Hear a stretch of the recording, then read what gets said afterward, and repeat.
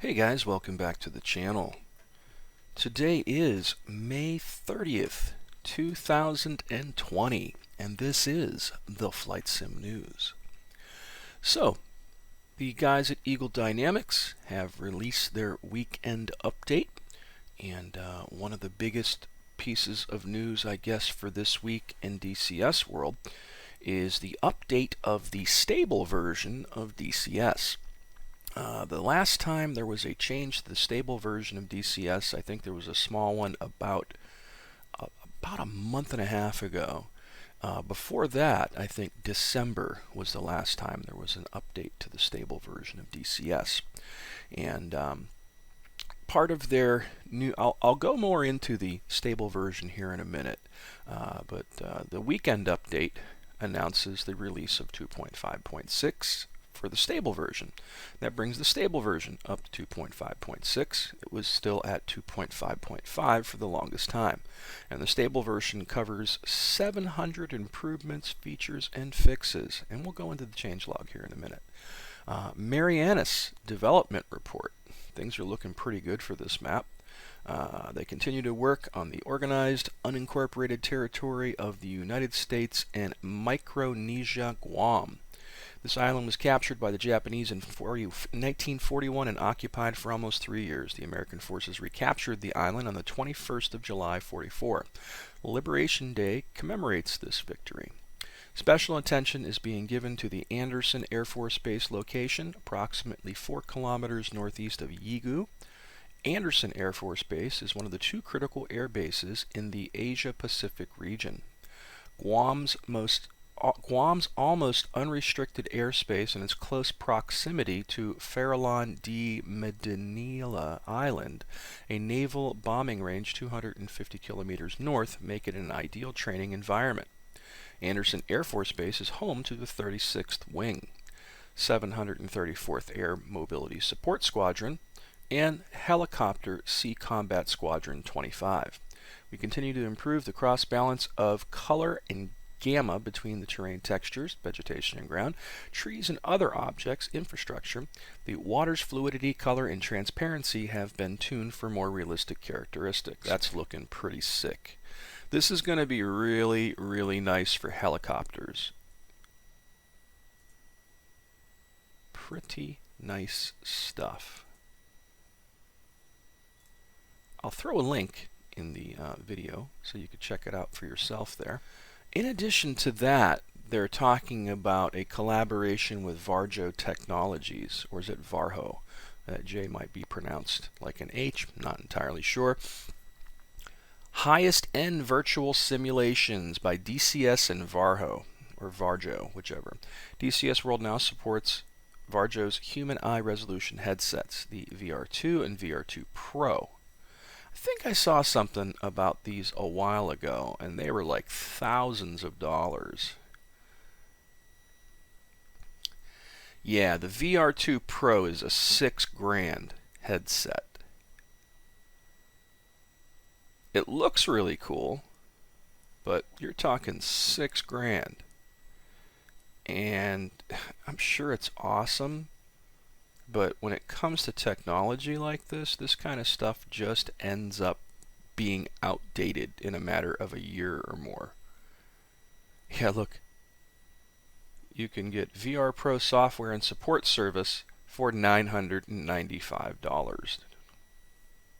I don't think so. So that ends the weekend update for DCS, but let's talk about this 2.5.6 now. So 2.5.6, 49798 for the stable version. So all you guys like me that have been running the open beta, this is really no big news for us. But for the guys that run stable that don't know about the open beta or just refuse to mess with it, now are up to 2.5.6. And the surprising thing is Supercarrier came out just last week, and it's in early access, and they brought it over to the stable already. So one of the big features is Supercarrier has been added to 2.5.6 stable. The JF-17 by Deca Ironworks Simulations, which has been in the open beta for at least 3 months now, has been brought over to stable. The new Black Shark cockpit update that was done 2 or 3 months ago has now been brought to stable. A slew of fixes for the Viper, well, actually fixes and additions to the development of the F-16C Viper and the F-A-18C Hornet have been added as well. So all the stuff that we've seen in open beta for the past 3 or 4 months has now been made over to stable. It also says a lot of major and minor improvements for the Tomcat and the Viggen by Heatblur, the Harrier and Mirage 2000 by Razbam, and the C-101 by AvioDev, and a number of fixes for most other aircraft. World War II stuff growth with new aircraft, ground vehicles, and ships. I believe they're talking about the addition of all the new stuff that was added to the World War II Assets Pack, which is really cool. And it goes on to say some for terrain updates. The default map, Persian Gulf, Normandy, and I think the Normandy updates were never pushed to the stable version until now. So the Normandy map should look a lot nicer. There is a shit ton of improvements to the campaigns, the DLC campaigns that you can purchase from the Eagle Dynamics store by the various campaign creators like Baltic Dragon, Maple Flag, and Reflected Simulations. And this is an interesting thing too. The problem is every time they release something new, they break something old. So a prime example is I was looking to review the Reflected Simulations, F-86 Sabre campaign, something over Yalu. The name escapes me at the moment, and I was just playing with it. But it's the F-86 campaign, something over Yalu. In the very first mission, I was getting in there and taking off and trying to wait for the rest of the flight to, make it into the air and then head to the target. And I looked down and I'm like, what the fuck? I guess there's a bug that was literally introduced in the last open beta update, the very last one that introduced the supercarrier, that, when it comes to stuff on the ground, their pathfinding ability is shit all of a sudden, because these planes that are taxiing around the runway are just running over whatever the hell happens to be in front of them. So 2 of the planes that are part of my flight are just on fire on the ground as I look down waiting for the rest of my flight to get into the air. And that's got to be an aggravating thing. I've spoken to a few developers actually recently on this topic, and you can hear the frustration in the Razbam interview with Ron that was recently done on the Air Combat Sim podcast, where he's even talking about, DCS is great and all, but like every time they open beta update something, you run the risk of breaking something. And that's why they're not adding certain things on their end. They want to make sure that things are stable first. And another one was telling me that, another developer was like, yeah, well, you can put out a module, and that module can be 2 or 3 years old, and DCS comes out with an update and breaks something in your module. You have to go back and fix that, and while you're really making no more money on that module anymore. So while on one hand DCS is fantastic and awesome because it's an ever-evolving product, it's almost a fucking nightmare for the guys who create the modules for it because of how it continues to evolve and the amount of work that has to be put into something because they update something, and you're running within their environment, so their environment and their products are more important than yours apparently, because it's up to you to go in there and fix something once they add something new that breaks it.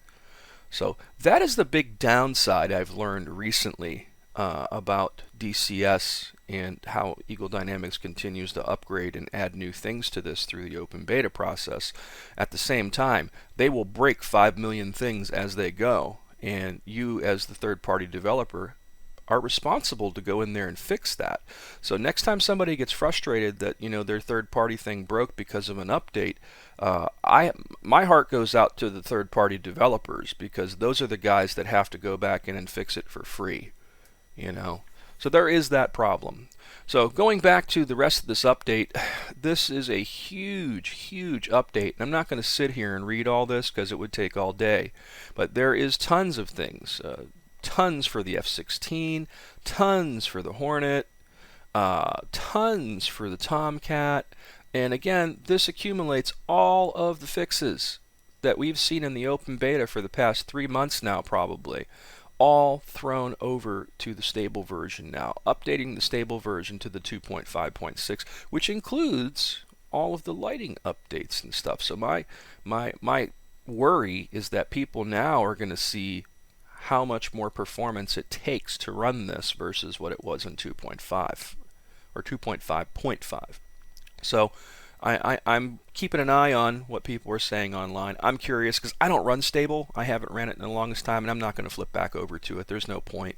I like to see all the new stuff in the open beta as it goes. But if you are one of them people that doesn't run the open beta, I'm curious to hear what you guys think about the performance of 2.5.6 stable versus what it was in the open beta, because it's definitely worse, especially in VR. The last update made VR a little bit better by a hair, but it still could use some true optimizations.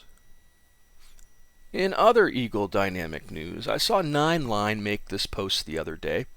And it says, "Dear all, I've received a detailed review of the M61 Vulcan in DCS. This was written from the discussion of our developer on this weapon, as well as an SME with real-world experience and application of the issues in question. Thanks all for your patience on this matter, the Eagle Dynamics team."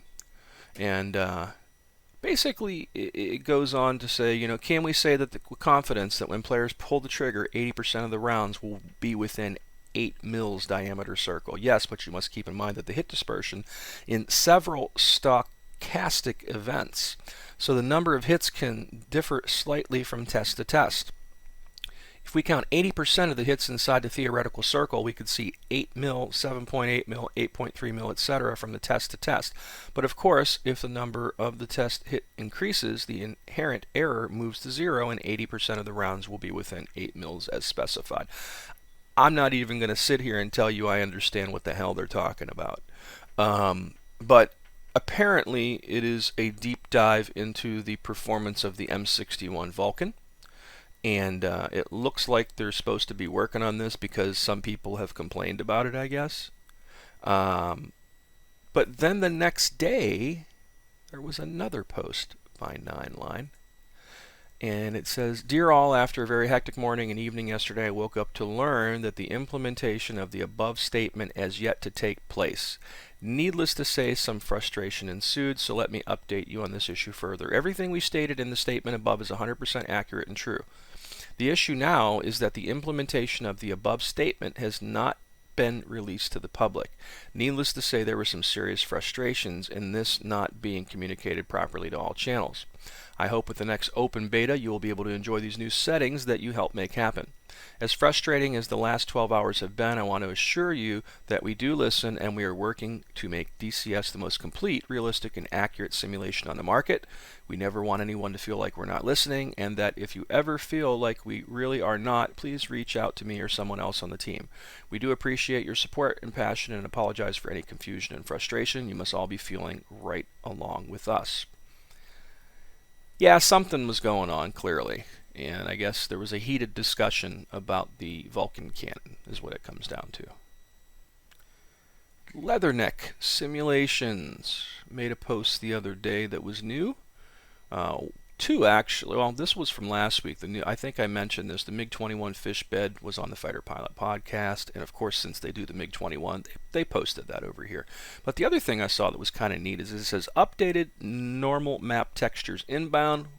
Will we make it in time?" And this is, they're talking about getting this in the new open beta version. Looks pretty cool. Looks really cool, actually. So the biggest news in hardware, there's actually two things. Last week the new Intel processors were released, and they're a little bit faster than the last ones, but I don't think they warrant going out and buying a new one. If you have an i5 9600K or an i7 9700K or the i9 9900K, I don't think the jump in performance is worth jumping to a whole new motherboard structure and a whole new processor right now. They are better, I'll say that, from all the tests that I've seen, but I'm happy with my i9 9900K. But if you're going to buy a new processor, the new i5, the high-end one, I want to say it's the 10600K or something. That one goes almost toe-to-toe with the i9 9900K in games, and it's definitely worth looking at if you were going for a whole new system and an upgrade from older technology. Having said that, the 9600K is still a freaking beast, which is what I had before this 9900K, and the 9900K still sits in a good position at this point in time. But again, the new processors and the new motherboards are improvements, but they're incremental, they're not monumental. However, the big announcement has been the HP Reverb G2, and this is coming out in the fall. It's going to be $600, and it is more of a collaboration between Valve, Microsoft, and HP. So the resolution is going to be the same as the existing Reverb at 2160 by 2160. However, they do claim that the clarity is going to be much better.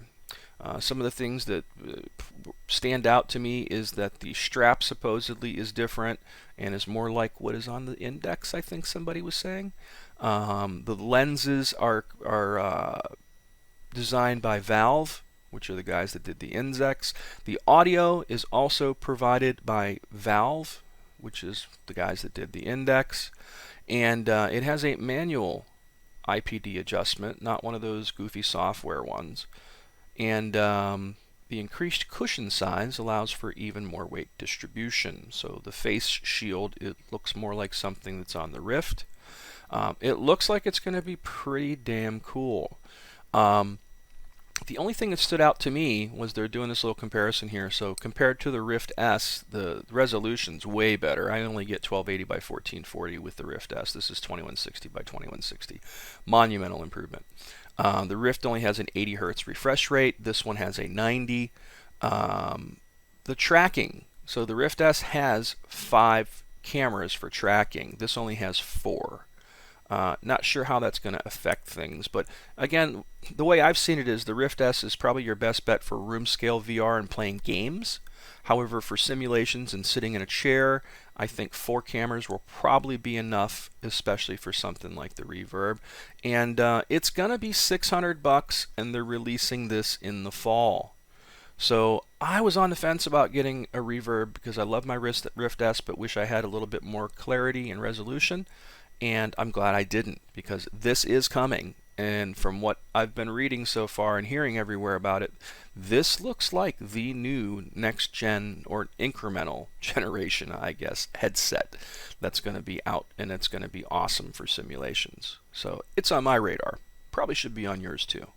Last but not least, WarThunder has received a major update. Meet Major Update Starfighters. And they've basically added the F-104 to the game. In addition to the F-104, they've included the Scimitar F.1, the Mirage 3C, and the F-3H-2 Demon. In addition to that, tons of naval forces. They've included, I believe, like an entire Italian naval force that wasn't in the game before. They got a couple sales going on that stuff. Dozens of new ground vehicles, and it's a pretty big update. And again, I'm not playing this as much as I was. I've been kind of jumping between IL-2 and DCS and the Super Carrier the past week or so, because those are the 2 major updates that have occurred. But I'm still enjoying some WarThunder. I log in daily to get my daily rewards, and it's still fun in the tank side of things. I'm not enjoying it as much in the planes side of things. And I think it's because I really want to fly this generation of planes. And it's a very grindy game, and it takes a fucking eternity to get from point A to point Z in that game. And it's just a lot of effort. And I don't have 5 hours a day to sit there and play a game. It's going to take me a while to get to that Cold War era stuff. Once I get there, I think I'll enjoy the planes more, but I'm just burned out on the World War II planes that are in there, and that's kind of where I'm sitting right now. When I want to have fun in World War II stuff, I'm digging the hell out of IL-2 more than anything, especially since the 4.006 update. So as for what am I playing this week, I'm still doing a lot of IL-2. And then I'm bouncing back and forth between DCS supercarrier stuff, and I've been digging into the F-86F Sabre because I was attempting to jump through the was it Hunters over Yalu campaign from Reflected Simulations that I've been attempting to review. But that latest open beta update broke some shit, so it's making it really hard to get past the first mission now. Thanks, Eagle Dynamics. But that's kind of where I'm at right now, between DCS and IL-2, and then I still play WarThunder for the tanks. I get in there for a little bit per day and do some tank battles because it's just a lot of fun. Last but not least, guys, today is the last day. There's 17 hours left on the first giveaway that I've put together, which is sponsored by Heatblur and Meteor, the band. Heatblur has given me a variety of Tomcat modules to give away, and Meteor has given me a number of their System Failure albums to give away. And if you don't know, Meteor is the guys responsible for the soundtrack Defender of the Fleet that comes with the Tomcat module, which is fantastic synthwave music, very 80s. Like I said, the best description I can come up with for Meteor is 80s action movie soundtrack kind of music, like when the A-Team is getting ready to do something, you know what I mean? That kind of music that you heard in those TV shows and movies and action movies of the 80s. Very kick-ass stuff. I'm loving it. And this giveaway ends in 17 hours. I have 4 more of these to give away. So I'm going to start another giveaway once this ends. I'll probably start the other one tomorrow. So if you miss out on this one, be sure to keep an eye on this page, which is the WarGameGuru blog over at Weebly, and watch my channel. So to participate, please subscribe to the channel. Feel free to hit the like button. Head over to the WarGameGuru page and do the little things that they ask you to do there for upping the number of chances that you have in the drawing. And stay tuned is what it comes down to. So as always, guys, thanks for watching. Please subscribe to the channel. Definitely hit the like button. And until next time.